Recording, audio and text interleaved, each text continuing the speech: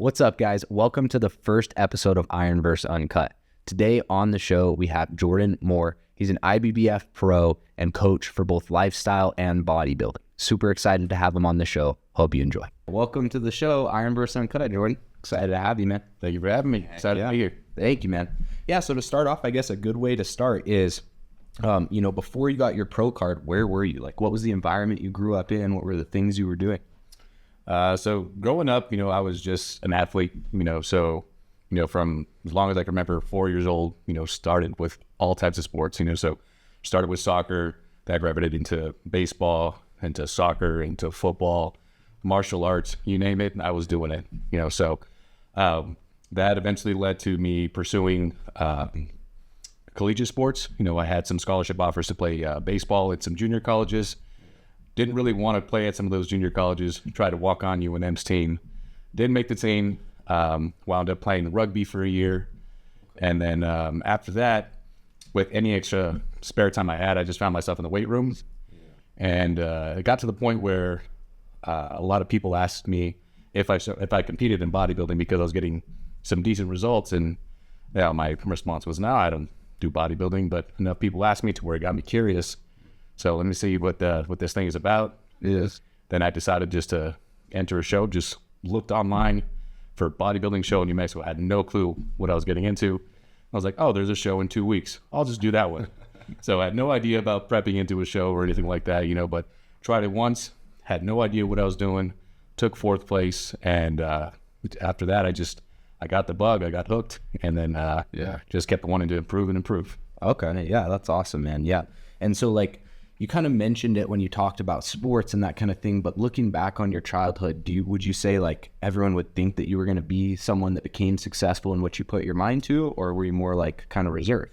It's a bit of both. I think I've always had a really reserved character. Yeah. But I was always a hard worker, so I was always a little undersized, compared to my peers. Yeah. So that forced me to work harder to try and, not only keep up with everybody else, but, be essentially one of the best on the team. Yeah. So that hard work has always been instilled in me. So it made for an easy transition into the bodybuilding world. That's awesome. Yeah. And so would you say that that you became obsessed with bodybuilding? When would you describe that time? I would say after probably about maybe a year of competing, because that first year that I competed, I literally did 4 shows within 3 months. Not knowing any of the ins and outs of improvement seasons, and trying to improve lagging body parts. Yeah. But I'm a very competitive person, and I want to win things that I do. So after the first time taking fourth place, I was like, well, I didn't even know what I was doing, and I took fourth. I bet if I just try a little harder, I can improve my placing. Yeah. And then the next show, I took fourth again.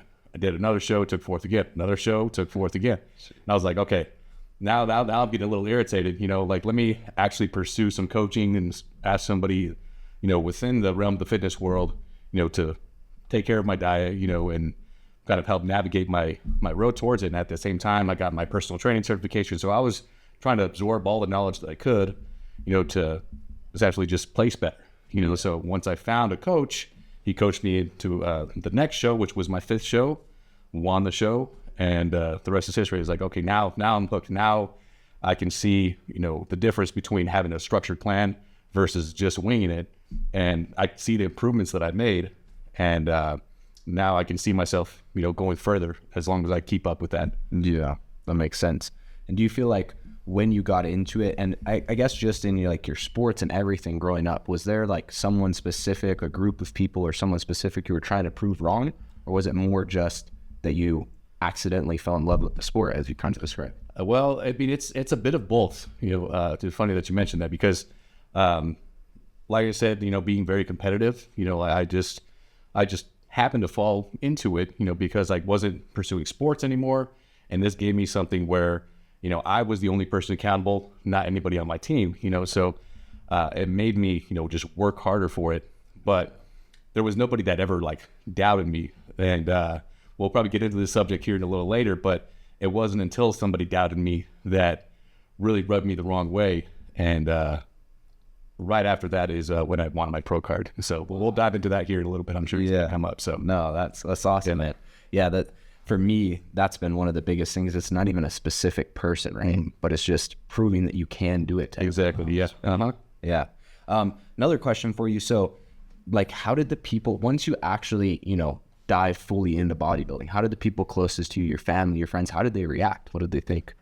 So there's a lot of mixed reactions. Most of the people really close to me thought it was just like a hobby, like, oh, this is just something he's into right now. Little do they know it would pretty much take over my whole life. Yeah. Now, I did have a family member, my godfather actually used to be a bodybuilder. He was a former Mr. New Mexico. He passed away when I was about 10 years old. So I never really got to know him. Yeah.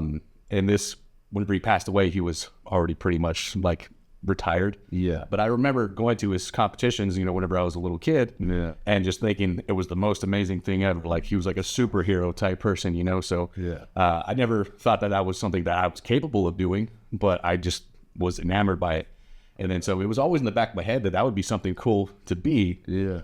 But it just wasn't something that I ever just actively pursued until it just kind of fell into my lap, and here I am taking it. I took it as farther than he did, so yeah, that's kind of awesome. Funny how it works. What was his name? His name was Mike Hansen. Mike Hansen. Yeah. Okay, that's awesome. So if I talked to you back then, like when you were first getting into bodybuilding and right out of, not getting on to the UNM team, what would you say was like actually that you were actually chasing back then? What was actually driving you? Well, I mean, it sounds funny now, but the reason I started just training more is I thought I was gonna get more attention from girls. So like if I have, bigger muscles, it's gonna attract more girls. I want to start dating more people and whatnot to get the attention. But little did I know that the more muscle that you get, it's the more guys that you attract. So like, oh bro, how much do you bench? Like, oh, but what's your diet like? What do you do for this? And so that wasn't the goal, but at the same time, like I'm happy to share all the little tricks and trades that I've learned over the years, to help somebody else, pursue the same goals that I had. Yeah. Yeah. That's something I really notice about Jordan as he's at our gym is when people go up to you, you're just super willing to talk and to pour into them. And, I bet at times it's frustrating because you're trying to get your lift in and people are distracting you. But that's one thing I really admire about you is how willing you are to share your knowledge with other people. Yeah, absolutely. Because like whenever I first started out, I would have loved if, somebody, that was really, really accomplished, in something that I was pursuing would have, taken the time to stop and tell me all the things, that I needed to know that would save me a lot of time of just trial and error, So anything I can do to help somebody else that is passionate about the same thing that I am, I'll take the time, And there are times, whenever it gets a little frustrating, but that's just whenever I'm really close to a show and it's just like, I'm starving, I'm exhausted, I don't really have, the energy to, to stop what I'm doing and talk with you, but let me get my lift in and then I can talk with you after. But, that doesn't happen until I get about 3-4 weeks out of the show and I'm really carb deprived. Yeah. But, for the most part, I don't mind it at all. I'm happy to share. That's awesome, man. Yeah. So what is one thing that would surprise most people that you had to basically like give up or let go of to get to where you're at? This sport, takes a lot of discipline, and if you're really serious about it, it's a very selfish sport. You have to kind of put yourself first and all the needs around it first before everything else. So it makes it really hard to pursue, advances in a career, relationships, because everything is revolved around improving throughout the entire year if you're taking it serious. There's some people that only take it serious when they're getting ready for a show, but not me. Like every single day throughout the year, I'm measuring all my food. I'm taking progress pictures every week. Yeah. I time my meals to have them exactly at the same times every day.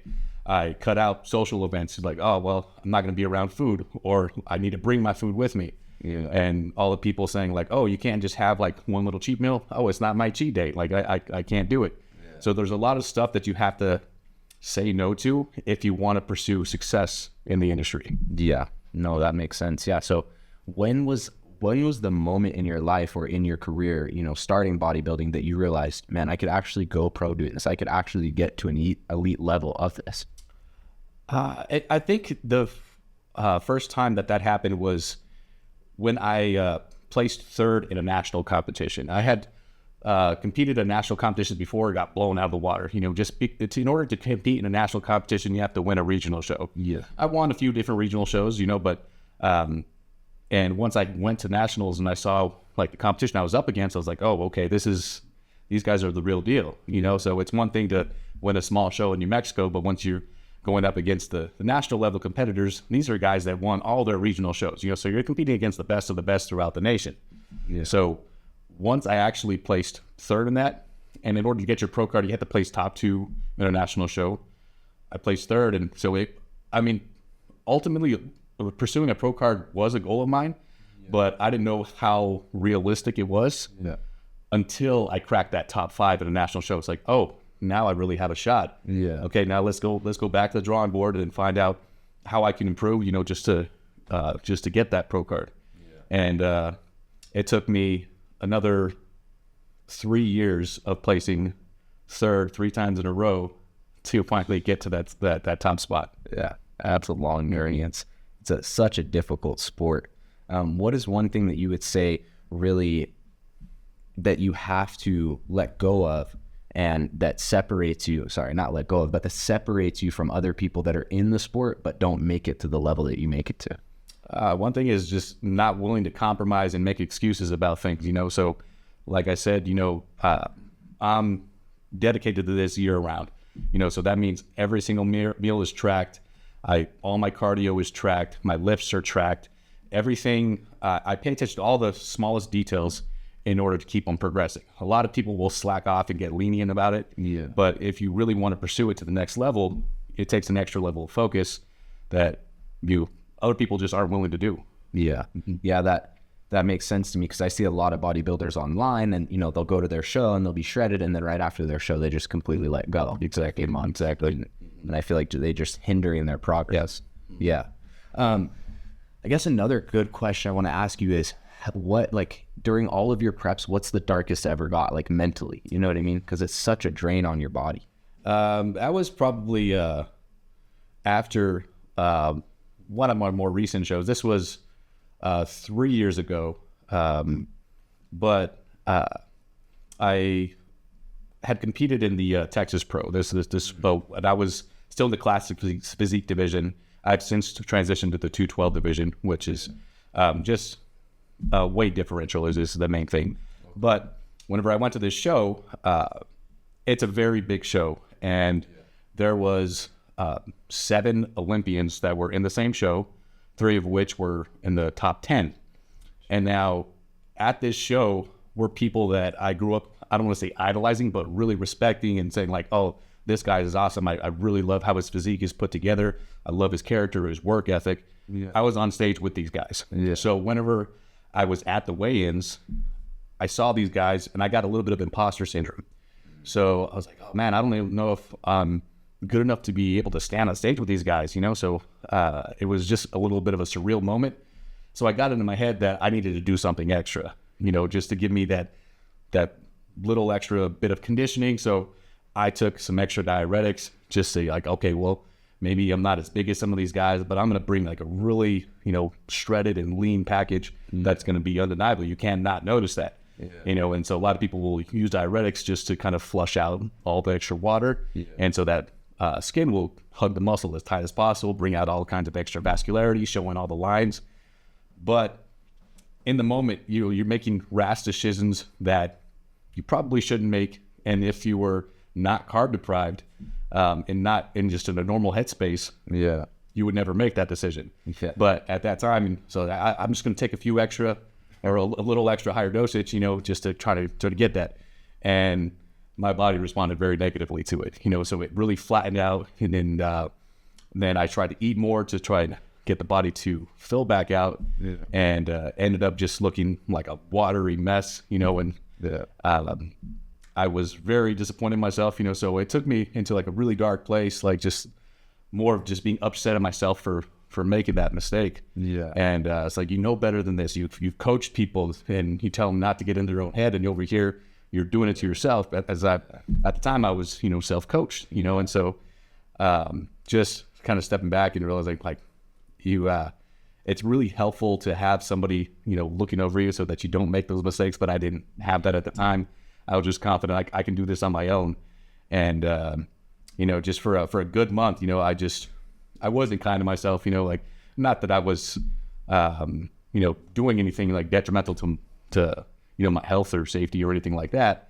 But at the same time, you know, I didn't want to talk to anybody anytime somebody brought up like, oh, how'd your show go? Like, I don't want to talk about it, you know? So I got real quiet, you know, wouldn't get on social media, would not go out, didn't even want to talk to my family about it just because I was so upset with myself. And it wasn't until like I had a good conversation with a friend, you know, that it's like, it's just one show, you know, it's not the end of the world. You know, you learn from your mistakes, and I was able to kind of reflect on that and is finally just get out of my head and then just get back into a better place and get back to what I love. And that's just like training, you know, so. Exactly. That's awesome. Yeah, that you basically already answered that, but that brings up to me from an outside perspective that doesn't bodybuild myself. Is that why most people get a coach, like even up to the pro level, Olympian level? Because when you're in that depleted place, that's someone that can help keep you accountable and kind of keep your mindset in the right direction. That's definitely one of the reasons why people get coaches. For me, that was like one of the reasons why I did. But some other people, like, they don't pay attention to all the little things. They don't want to think. They, you know, don't know really how to manipulate their diet and be really OCD about making all the little types of changes that they need to make to keep on improving, you know, and so they'll just hire somebody else to do that work. So I can't tell you how many people that I know that have a coach, but whenever I start talking about, you know, their macros, you know, and their training splits and, you know, all the like the nerdy stuff about bodybuilding, it goes just straight over their head. They're like, I don't know, I just do what my coach tells me to do. Yeah. So I've always been, you know, like a person that once I'm interested in something, I like obsess about it, and then I do all the research that's necessary because I want to be successful in it. Yeah, no, that makes sense. So you mentioned at the Texas show there was a bunch of pro bodybuilders that you kind of looked up to. Yeah. My question is, have you ever beat a pro bodybuilder that before you looked up to? Actually, no, not yet. Yeah, just you know, the shows that I've done, I've competed in 6 pro shows now. Only 1 in the 212, and then 4, or what was that? Make 5 in the classic physique division. But I had opportunities to beat some of them, you know, but again, I just kind of got it in my own head. Then had I, you know, followed the plan, I'm confident that I would have won, you know. So there hasn't been very many, like, because the classic physique division is so big right now, and there's so many people. So it's like I couldn't even tell you like a good, you know, 90% of the competitors. I have no idea who they are. Yeah. You know, and there's people coming out the woodworks, you know, that are just amazing competitors, but I don't know who they are, you know. So I haven't beat any of those people that I've gone up against, you know, but you know, I'm still working towards improving, you know, so we'll see what the future holds. There you go. Have you ever, has there ever been a moment in your career so far that you've wanted to quit? And if so, what's the thing that's kind of held you back from that? Absolutely not. There's something that I've become passionate about. There's been like moments where I say like, okay, how much longer am I going to do this? But because, like I said, it is a selfish sport, and there's other things in life that I want to pursue. You know, I want to eventually like settle down, you know, get married, have kids, and even, you know, pursue other things, you know, outside of bodybuilding, whether that's just, you know, improving my career, expanding financially, all that kind of stuff. But I've always had like we'll call it a scapegoat of bodybuilding. No, that's my excuse why I'm not pursuing some of this other stuff. Not to say that it's impossible to do while you're bodybuilding, but it's going to be really challenging. So that's been in my mind. But at the present moment, or throughout the entire bodybuilding career, there hasn't been a time when I say like, oh, I don't want to do this anymore. So there's been some like injuries and stuff like that, you know, but not serious enough to where it made me like rethink anything. Yeah. So right now, you know, I'm still passionate about it, you know, and still want to keep on improving. Yeah, that's awesome. So what's one thing about bodybuilding that most people misunderstand? I think a lot of people get it in their mind that a lot of bodybuilders are just like real self-centered, cocky, have this ego about them. Yeah. And I want to say you run into some of those people, but a good 95% of those people are they're all from the same boat, you know, and they all put in the same type of work, and all of them have really good work ethic. They're super cool and humble guys. So like going to all these competitions, you know, meeting someone for the first time, it's like you've known them forever just because they live the same exact lifestyle. Exactly. So there's a lot of camaraderie in the industry, and that's something that I've grown to be to love, you know. And so friendships that I've made just by going out and competing and meeting different people, you know, are, you know, friendships that last, you know, just because, yeah, we're all passionate about the same thing. We all have the same goal. We know what we sacrificed to get here, and we can't help but just respect those people that go through the same thing. Yeah, no, that makes sense. Yeah, because they're, like you said, they're living the exact same legacy. Exactly. Yeah. So now I kind of want to talk about some stuff like that's super popular on the internet and just in the gym industry in general. So the first one is peptides, like BPC, Ozempics, all those kind of things. What are your views on those? Do you think that they're helpful tools, or are most people just using them as ways to kind of slack off and not actually do what they need to do? It's a mixture of both. You know, so the peptides are getting a lot of traction right now, and they're really popular. They've been around for a long time, but all it takes is like one popular influencer to say like, oh, you need to take this, and this is what's going to happen. So the only problem that with that is a lot of these people are just going into it uneducated. So they say, this person told me to take this, so I'm going to take this. Okay, have you done your research? Do you know the side effects of this? You know all the other things that you have to do to make this this product, you know, effective. You know, because you know, we'll talk about like the GLPs, you know, so the Ozempics, the tirzepatide, the retatrutide.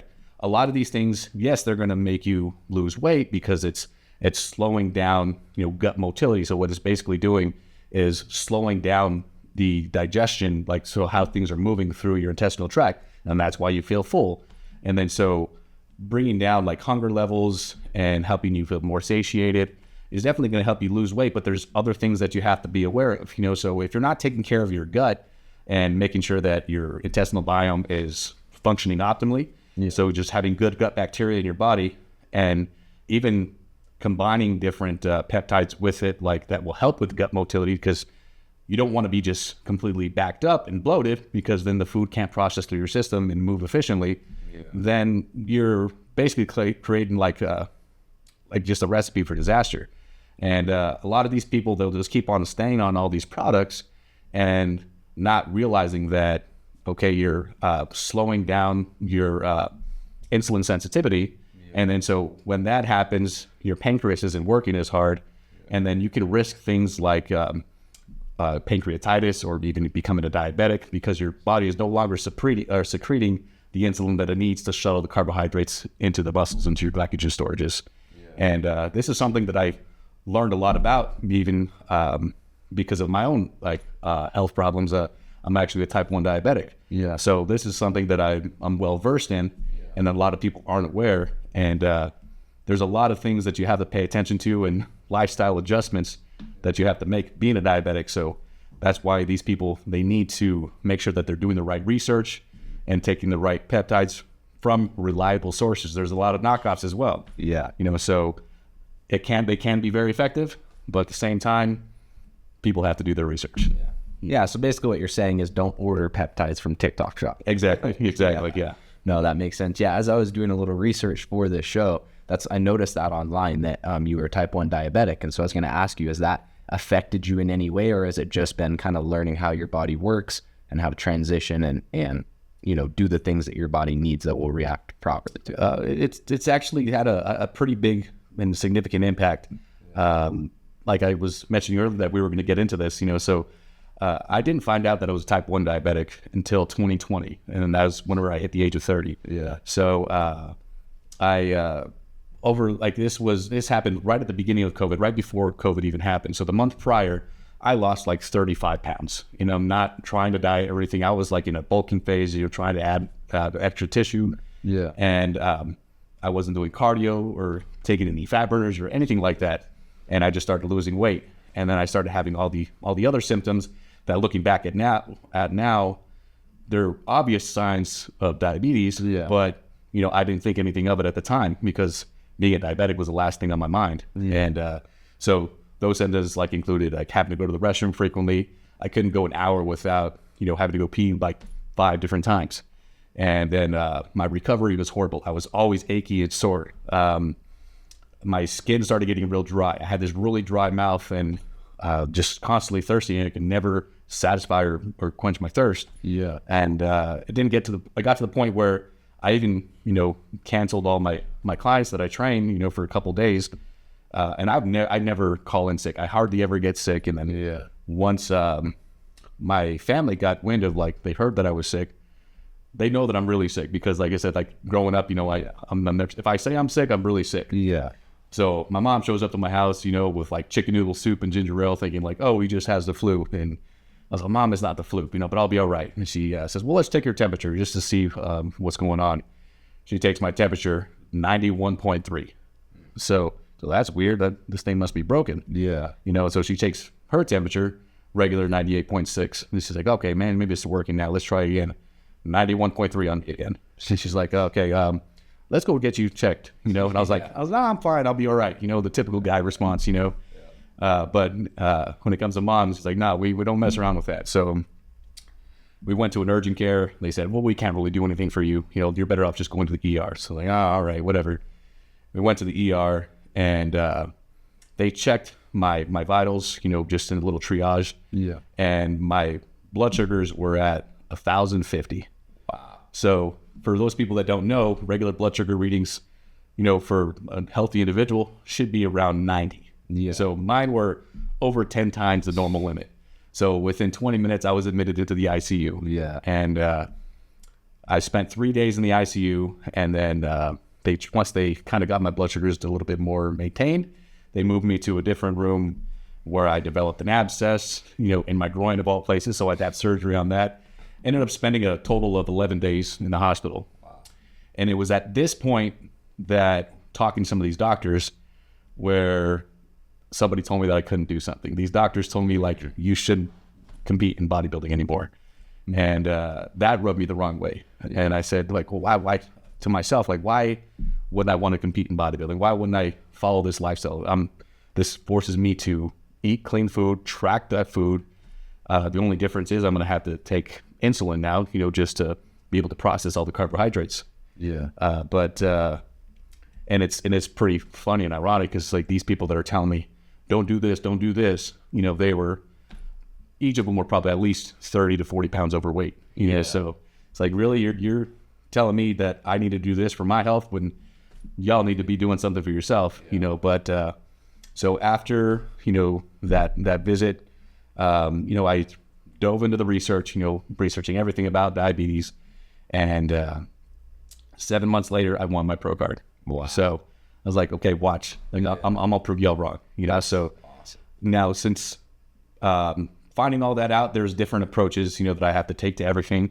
So, but I noticed a 9-day difference once I got insulin in my system. Yeah. But there's always these different markers that me personally, I have to make sure that I'm taking care of, that a lot of other people don't really have to take into consideration because, they're functioning, their body's functioning normally. Yeah. So I have to take some extra steps to make sure that I stay on top of it. That makes sense. Yeah. Do you think because you've mentioned before, just like whenever you focus on something, you're super obsessed about it.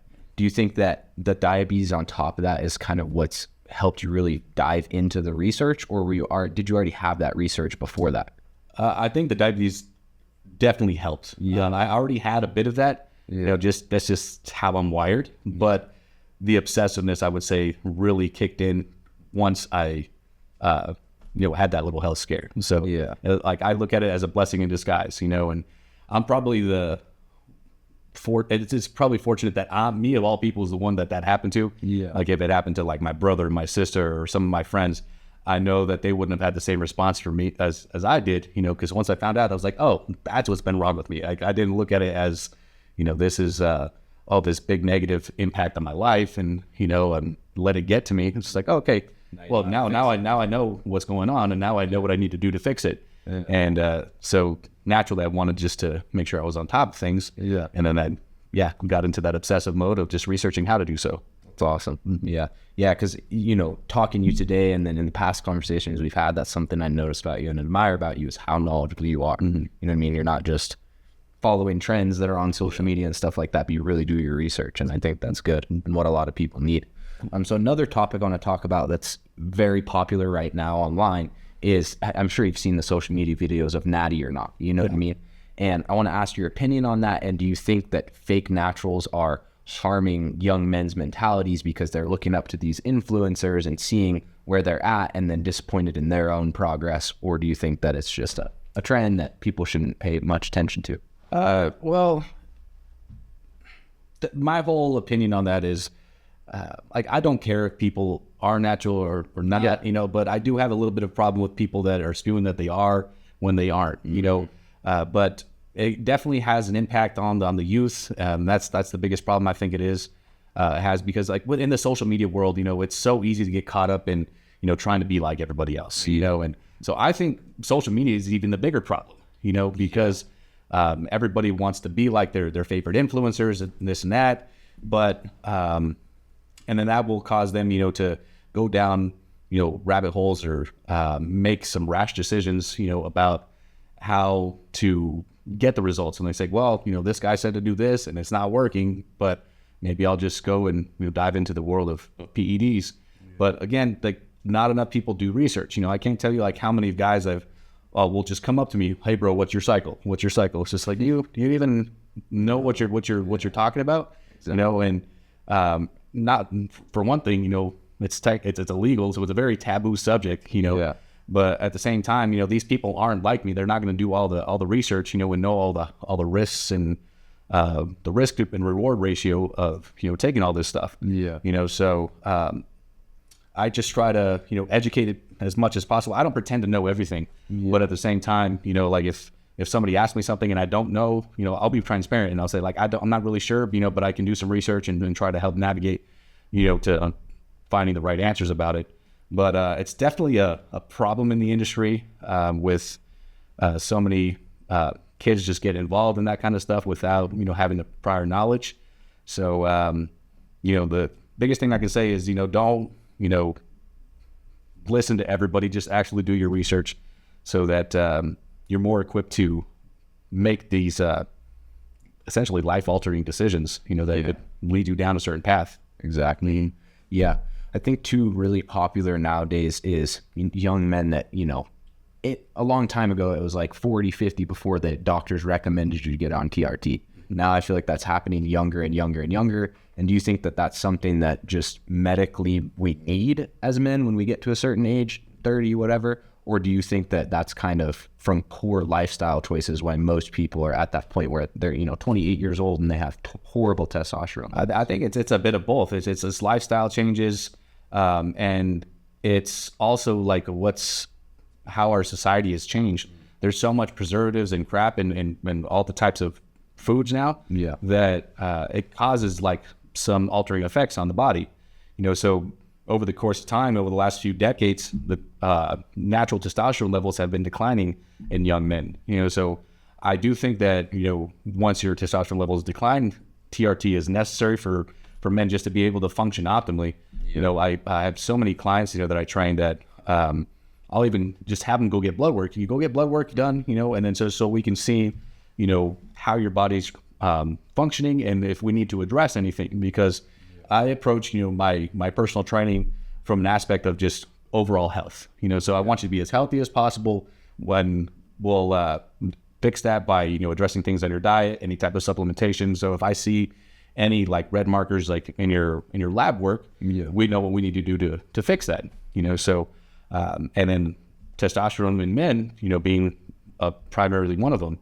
So anytime people have their levels dropping down below 500, say like, okay, we need to think about getting you on a little bit of TRT, because in my professional opinion, I believe that optimal man should have their test levels at least around 1,000 to 1,100 in order to be functioning optimally. That means that your energy is going to be good, your strength is going to be good, it's going to give you the tools that you need to make sure that you're able to put on muscle at a good adequate rate, as well as burn body fat at an adequate rate. Because whenever your testosterone levels dip, you have no energy. It makes it super easy to pack on weight and makes it harder to lose weight. Yeah. Like your strength goes out the window. That's going to be putting more stress on your joints. And so that's why a lot of people just feel horrible. Their libido goes down. There's a whole bunch of side effects, that, just to be the happy functioning human, that just kind of go out the window. So I do think it's necessary, but if a lot of people made healthier choices in their lifestyle, we'd be able to suppress, that natural decline of testosterone. Yeah. It wouldn't be so rapidly going up. Exactly. Yeah, that makes sense. So that brings me into the next question, what you kind of started to touch on, but is diet. So, there's a ton of different diets out there. There's the carnivore, there's keto, there's all these different things. Is there a specific diet that you follow and that you recommend to people, to your clients, or do you just mostly track macros and those kind of things? So I track macros, for my own style of dieting, but I come from the train of thought of grow it, pick it, kill it, eat it. So those are all the natural things that you want to be incorporating in your system. All the other types of diet fads, whether it's, keto or carnivore, Mediterranean, all of that stuff works, but the only thing that matters is how well you adhere to it. Yeah. And so if you stay on track with a diet, it's going to work, but you have to figure out what's sustainable for you, what's going to be the easiest for this person to follow. Because if I put somebody on a keto diet, like there's amazing foods that are full of carbs, and so you want to give up carbs for the rest of your life? I don't, so that's why like a lot of these diet trends, just aren't really sustainable. So I'm more of a fan of like just keeping everything incorporated, but let's just kind of not everybody's like as anal as me, and I like to really calculate all the macros, so for those people that aren't as anal, like to say, okay, well, you can have like this, or this, and I'll give them portion sizes that to follow to make sure that they hit those macros. So I'm watching their macros, but it doesn't really give them the stress of having to calculate it themselves. Yeah. But that's the kind of plan that I design for my clients. But I'm not really opposed to any diet fads or anything like that, but this is like the most sustainable in my opinion. Yeah. And I do a lot of carb cycling. So that has been one of the biggest game changers for me, because throughout the beginning of my career, I would do, some weeks I would keep everything constant, and then some weeks I would do a little bit of carb cycling. But now I've just gone into carb cycling year round. Okay. And the way I do it is I structure the carbohydrates depending on which type of day it is, whether it's a lifting day, whether it's a heavy lifting day, one of the bigger muscle groups, or it's a rest day. So I bring my carbohydrates up really high on like a leg day, because that's going to require the most energy and the most exertion. Yeah. So I'll be able to utilize those carbohydrates and those calories just a little bit more efficiently. Then I'll have my carbs at like what I call a medium day, any other training group that's not a leg day. Yeah. And then I'll have low carbs, just on a rest day. I don't really need to utilize any calories, towards, just functioning, because like I'm not doing anything. I'm not burning all these extra calories. So I've noticed that that's been like one of the easiest ways I've been able to drive up my metabolism and grow at the same time without putting on like too much excess body fat. That makes sense. Have you done any research or studied anything about seed oils, and what are your opinion on seed oils? I've done a little bit, not a lot. So there's definitely some seed oils that research says causes a little bit more inflammation.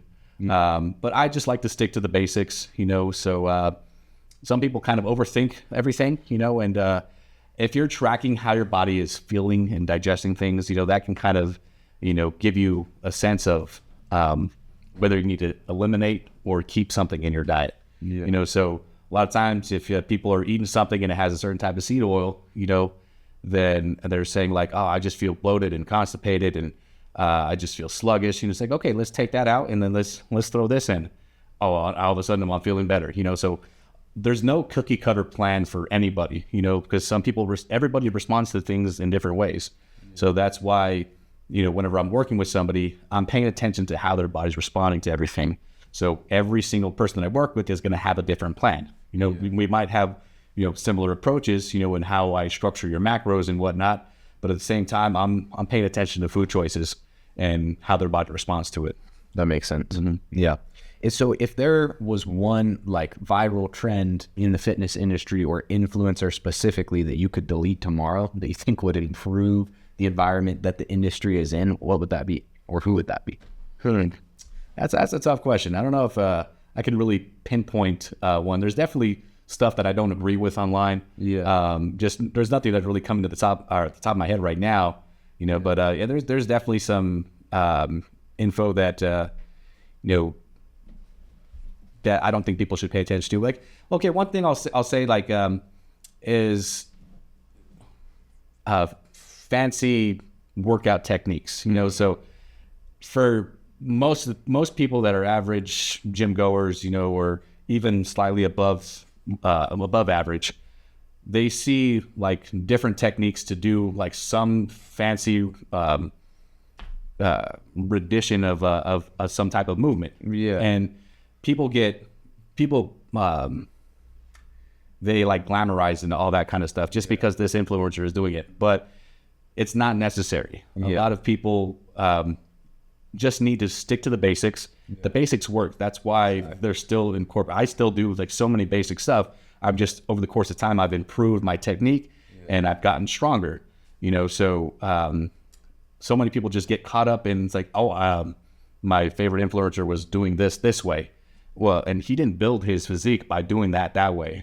For sure that might, stimulate a slightly different area, but you don't need to overcomplicate anything, just stick to the basics and those are going to work. So yeah, I guess if I had to say anything, it would be, don't get easily influenced by some of these people, because at the end of the day, it's just clickbait. So they're just trying to put something out there that is new and different, and that helps them stand out. It gives them like a little niche, like, oh, this guy does a bunch of fancy, crazy stuff, that I've never seen before. And he has a great looking physique. So obviously it must work. But that's not how he built his physique. So master the basics and you're going to get way more results a lot quicker than doing any sort of fancy technique. Yeah, I agree full-heartedly. Yeah. So when did you decide to turn your coaching into an actual business? I didn't decide to do that until I was really confident in my own knowledge. I'm not going to just work with somebody and tell them to do things that I did just because I did them and they worked for me. I wanted to actually have myself fully educated. And that's another problem I have with the industry, that, one person will compete in one show and all of a sudden they'll call themselves a coach. It's just like, well, I mean, if they have a coach, for themselves, then they just regurgitate the same information that their coach gave them and just give it to another person and then thinking that's going to work. So you don't really know how, to approach digestion or approach problems in your nutrition. You just say like, oh, just do this, this, and this, and do all this cardio. And sure, that might help, someone, get in shape, but there's a lot of things that you really have to pay attention to, especially if people are enhanced. You could really, cause some bad repercussions, of, people getting real sick or potentially even dying. So I wanted to make sure that I'm in this to help people to the best of my ability, and I can't do that if I'm not educated in it. So sure, I've taken multiple, continuing education courses. I don't pretend to know everything. I'm always eager to learn, so I would encourage, people to actually do their research before they hire a coach, because, it's going to save you a lot of work, and just protect your health, overall. Yeah, because I mean, unless you're doing it for bodybuilding, that's what most people want, right? They want to look good and feel good. Exactly. And then they go hire someone that doesn't even know, that doesn't look great or feel good. Exactly. Yeah. In the beginning of your business, what were some of the mistakes that you made that cost you a lot of time or money? That's hard to pinpoint.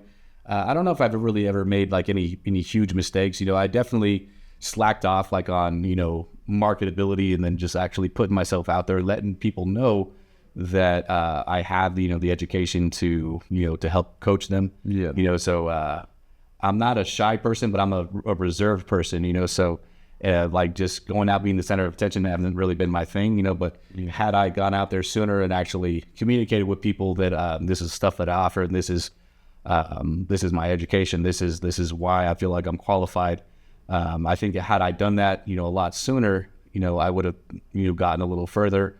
And there's definitely some, some education courses, that I wish I would have taken sooner, because they've helped me grow a lot.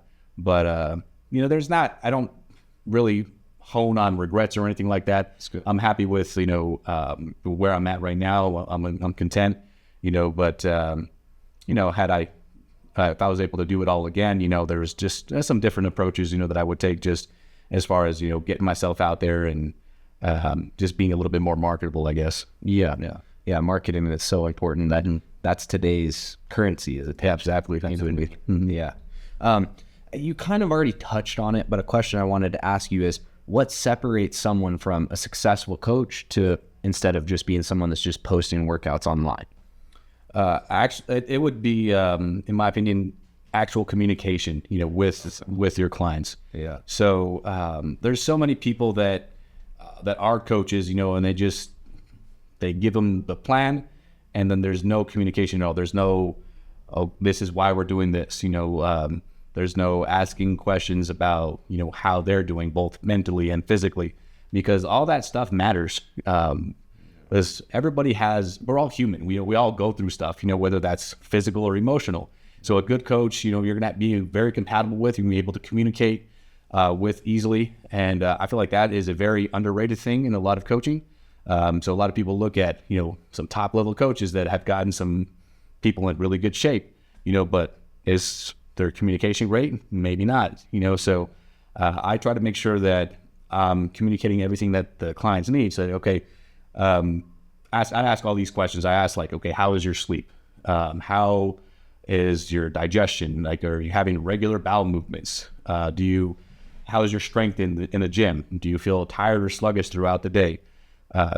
And these are all little indications of how I can help them, take away any of the problems that there's going on in their life and essentially turn them into, something that isn't going to be a problem anymore, and allow them to actually succeed and do things like lower their cortisol levels, which is going to help their body respond a lot better, and then that could be even being just an ear for somebody to talk to, and whenever nobody else knows what they're going through, so, being a coach is almost like being like a therapist in a way too, so making sure that you have, good communication with your coach is probably going to be one of the most important things outside of them actually being knowledgeable. Yeah. So if somebody's looking for a coach, look out for that first. Yeah. No, that makes sense.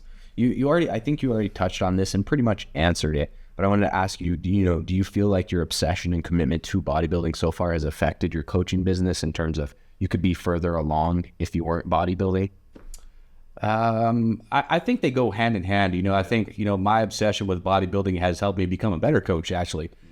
Because I'm always my own guinea pig, and how I approach different things. It's like, well, if I've done this to myself and I know that this works, I'm not going to just do something randomly and hope it works with the client, so I've had to work around injuries. I've had to work around, digestion issues. I've had to work around my diabetes. I've had to, do all these different things, that have, forced me to just do more research. So I've been able to translate that into my coaching. So I feel like just being so invested and passionate about bodybuilding has just made me a better coach, because I'm able to help more people with, issues that I wouldn't have known had I not researched it on my own. Yeah, no, that makes sense. So this is kind of just a scenario, but if you had to choose between, getting to the Olympia and placing in the Olympia or having a multi-million-dollar a year business, what would you choose? Well, I have goals in my life, so right now I have a goal of making it to the Olympia. I don't necessarily, care if I win the Olympia. Sure, that would be awesome, and I'm competitive. I obviously want to win. Yeah. But I set out this whole bodybuilding journey. I had two main goals. Okay, I wanted to turn pro, and I wanted to make it to the Olympia. Yeah. And I told myself, if it doesn't happen by a certain age, then I'm okay. Just hanging it up. I've had fun. I've enjoyed doing it. I still enjoy competing. But again, there's other things that I want to improve on, and pursue in life, And so I think having a multi-million-dollar business would probably be the answer that I would choose. because that's going to create, more sustainability. And I'm never going to give up bodybuilding in the sense that I'm always going to be training. I'm always going to be taking care of myself. And I don't necessarily need the stage to keep doing that. It's because this has become part of my life. It's so routine for me now that I feel lost if I didn't, incorporate some sort of fitness and following some sort of diet. It's like as regular as like getting up and brushing your teeth in the morning. Does anybody even think about it? No, they just do it as part of their routine. That's how bodybuilding has become for me, or just, my whole lifestyle. But I still thoroughly enjoy it. I love getting on stage and, setting a goal of, keep on improving and trying to beat my best. And I have that ultimate goal of stepping on the Olympia stage. But again, that's not a ride or die, make or break type thing for me. And I'd like to, I think it'd be way more feasible, for me to have a multi-million-dollar business, and be able to support my family and give back to the community a lot more. I do think I give back, just by educating and, and talking with the public now about everything in the fitness industry, but if I had that multi-million-dollar business, I could give back more. And, but the whole fitness, lifestyle is always going to be part of my life. So, so I guess that kind of answers that. Yeah, that does answer. And I think this is kind of related to it, but who would you say Jordan is without bodybuilding, without the bodybuilding aspect? Who are you? I feel like I'm a very charismatic, hardworking person. Like I care more about other people's success than my own.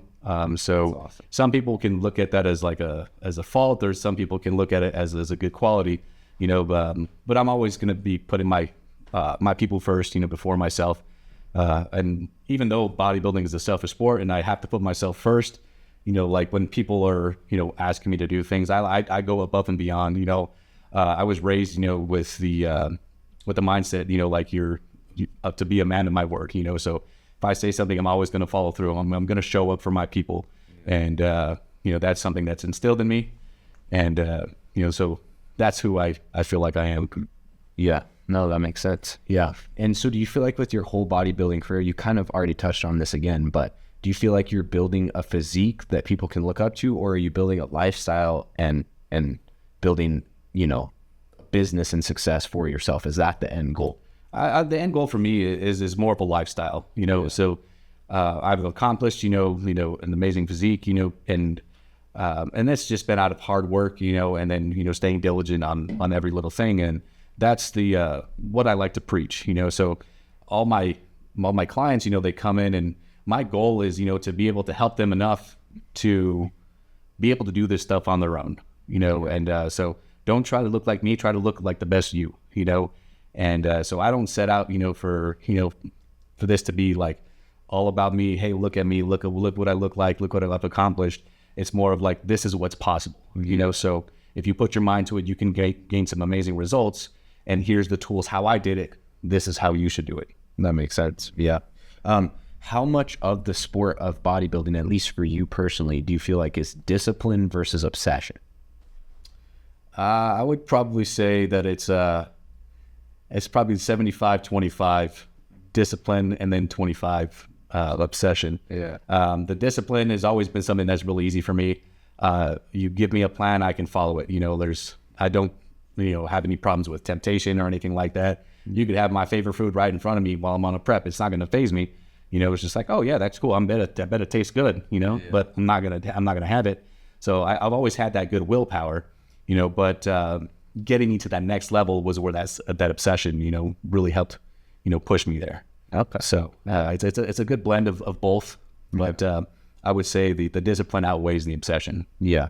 I think discipline is the beginning to anything, whatever you want to be successful in, that's the beginning. But to get to the most elite level, it's that obsession that really takes people. Absolutely. Yeah.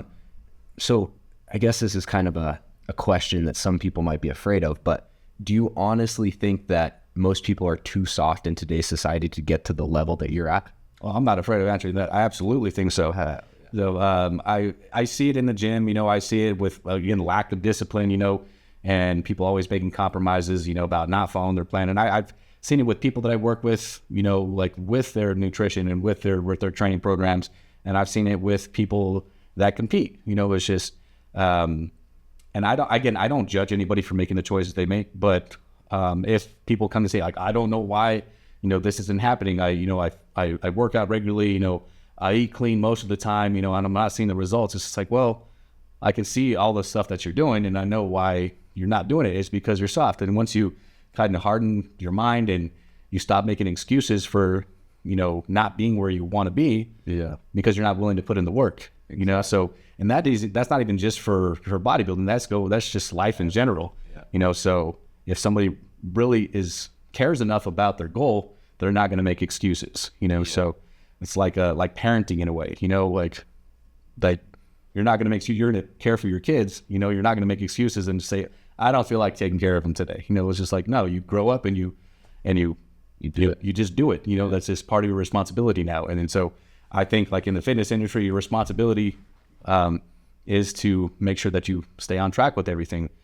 So if someone wants a change in their physique, stay on track, keep yourself accountable. And so that's why having a coach that actually cares is good. It gives you that accountability. It's like, okay, like we're checking in this week. Or did you follow your plan? Like let's see some pictures. Let's check your weight.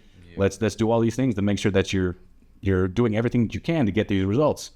And at the end of the day, you're in control of your own thoughts, your own actions. And if you're not doing what you need to, then you can't complain about not getting the results that you haven't put the work in for. Yeah, I totally agree.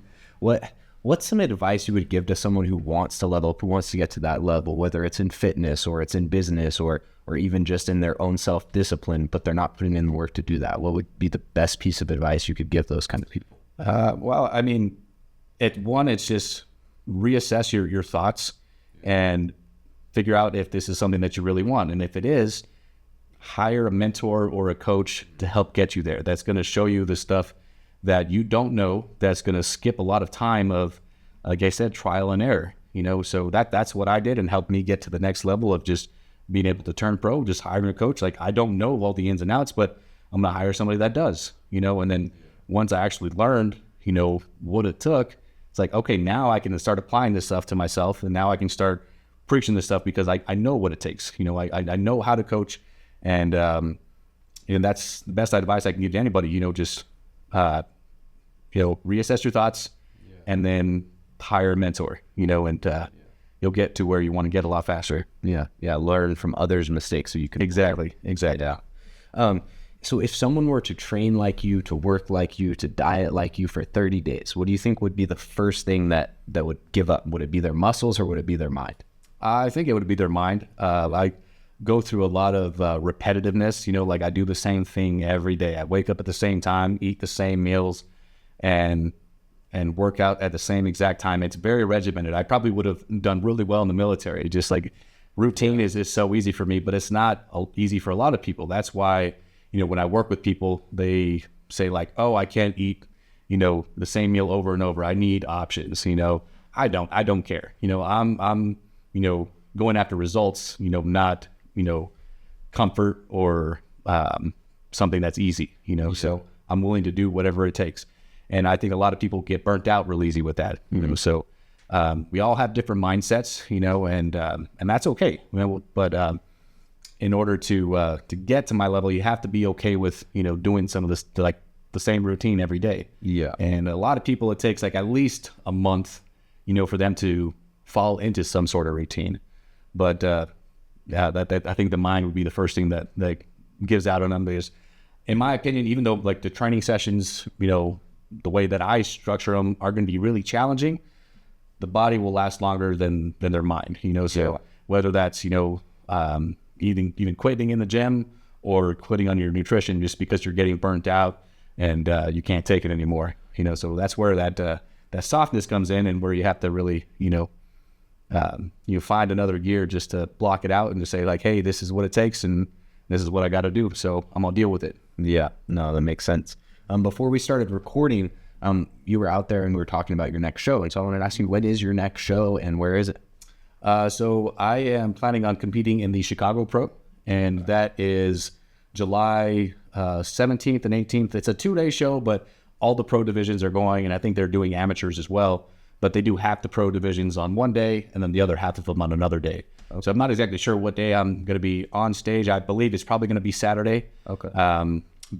So that show is 14 and a half weeks out right now. So I usually start prepping for a show about 18 weeks out, so I've started prepping into it, and, just made some small little changes on my diet, and, things are going smooth. And so, I'm hoping, just to, once again, just improve on my previous package. At the end of the day, of course, like we talked about it, I'm competitive. I want to win. That's always going to be the goal. But the main goal is beating my previous package. As long as I keep on improving, that's all I really care about. Yeah. And I feel like I've definitely made some improvements since my last show. So we'll see where the chips fall come July. Nice. That's awesome, man.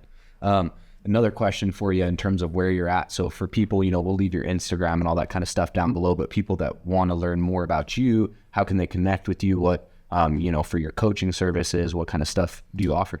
So I offer like competition prep, lifestyle coaching, as well as one-on-one personal training. I train people out of a private gym here in town called Training Innovations. So I don't have like any cookie cutter plans for everything. Everything is tailored specific to each individual and their goals. Yeah. I'm a real stickler on, teaching the right form and technique. And then there are some of those advanced people where I push just a little harder, but I've developed a pretty good skill set of reading people's body languages and, what they can and can't take, so I'm always going to push someone to their limits. I'm never going to really exceed their limits. I don't want, it to be detrimental to your health or make it be something that creates a negative relationship with any type of personal training or any exercise in general. So I train people with from all aspects of life. I train people for fat loss, muscle gain, competition prep, rehab from injuries. There's been people with train a lady with polio. Another person with MS. So I'm able to shift like the training style to match each individual's goals and their capabilities. So people can find me like on Instagram. It's just at Jordan_Moore or IFBB Pro Jordan Moore. Yeah. And they can just shoot me a message on there, and then I can set up consultations, and if people wanted to reach me and they're out of state, I even offer online services, so where I'm communicating with you frequently and, tracking your diet, making sure that's on point, as well as training programs and whatnot as well. So, yeah, that's awesome. Yeah, so we'll definitely leave that below. Before we kind of close that, though, I wanted to ask you, is there anything you wanted to tell people that we didn't go over or that you think is really important for them to know and understand, whether it's in bodybuilding or success or business or whatever it is? I think pretty much everybody knows this, but it's people just have to realize, that anything that you're pursuing in life, it's a marathon, not a sprint. So a lot of people are, especially nowadays, they want this instant gratification of, accomplishing their goals tomorrow, and it's not really like that. So that's why in the fitness industry and getting anywhere in it, and having any type of the results, it's going to take time and effort, and we talked about discipline, and actually putting in the work. So in all aspects of life, you have to be able to you have to want to put the work in, yeah, and take the time to do so. And that's going to eventually lead you to success. So we live in a society where people are just used to getting everything, just at the click of a button on your phone, and this is a little different. You have to earn it. And so that's the message I like to leave with people, just be patient, and be kind to yourself. Just realize that you're in this for the long haul. We're going for lifestyle changes to get you wherever you want to go. Yeah, no, that makes sense. Yeah, I love it, man. I think it's super important for people to realize that because, like you said, social media nowadays, it just makes everything instant gratification. And 99% of the time, that's not how success works in anything. Exactly. Yeah. Mm-hmm. But yeah, Jordan, so if you were to leave the gym today, never come back to the gym, if, your physique, your pro card, your business, they were all gone today, what is the one piece of truth and advice that you would want people to leave people that were in that same situation as you are when you first started all of this in your journey? That, live in the moment. You can't guarantee, that you're going to be here tomorrow, so enjoy what you're doing in the moment. Try not to get too stressed out and take life too serious, and have fun with it, and be kind to other people. And that's what I essentially want everybody to live by. Just be kind to one another and just live life to the fullest. It's awesome. I love it, man. Thank you so much for absolutely. Thanks for having me on. Yes, sir. Yeah, once we refine it a little bit more, we'll definitely have you on again. And I think it was amazing just hearing your knowledge and experience. Yeah, happy to do it again. Awesome. Thank you guys so much for watching Ironverse Uncut. If you have not already been to Ironverse Training Facility, make sure that you come check us out. We are the gym redefining the fitness industry in Albuquerque. We aim to bring you guys a new episode every single month. So we'll see you on the next one.